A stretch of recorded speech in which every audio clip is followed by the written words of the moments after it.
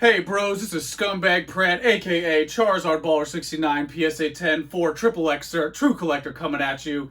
Sorry, it's been a while. I've been complaining to PSA how they're not giving me the right cert numbers to flip my cards, but I don't care about that. Today we're going to talk about the most important thing in the hobby: how to be a true collector. TrU, true.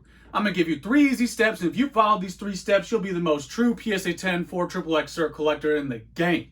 Step 1. Be entitled. Be entitled to everything.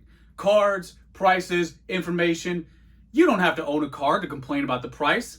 Anything that you want in the market is made for you, regardless if you can afford it. If anybody else comes along and buys that item you want for a little bit more money, they're not a true collector. Be sure to make up emotional fallacies and arbitrary rules for why someone doing the same thing as you but spending a little bit more money is completely wrong, because they aren't a true collector. Now, if that doesn't work, don't worry. Step 2 is your action plan. Step 2, complain.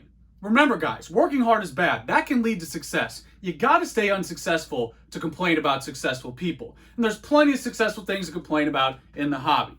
eBay, PSA, any person or business who's done anything meaningful for the market, just complain about all that. eBay charging you fees, that's ridiculous. eBay should be a charity losing money every year so I could save $5 on my $50 flip. PSA, they call themselves professionals.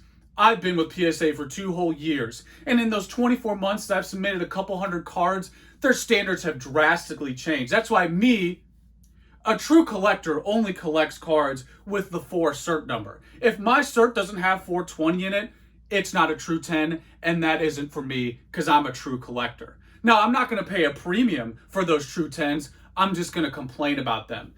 Now, if those 2 don't work for you, if being entitled and complaining doesn't work, don't worry. Step 3 is for the big brain boys.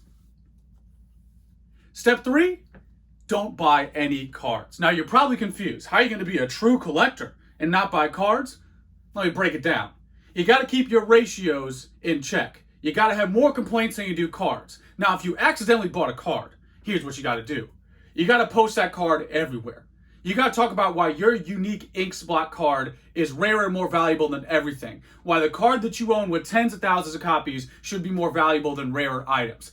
That's what you got to do. That's the mindset you got to have. Now, when you accidentally own a card, you're going to sell it at some point because that's what true collectors do. And if you don't remember, I made a video on how to sell cards, but if you don't have time to watch that, don't worry, I got it right here. The number 1 thing, cover up that cert. I don't care if it says 2, 3, 4, 69, you got to cover up that cert. Because the reason why people cover up cert numbers is because people steal photos. And the only thing that'll separate the real photo from the real one is the cert number. So you got to cover it up. Because that makes sense.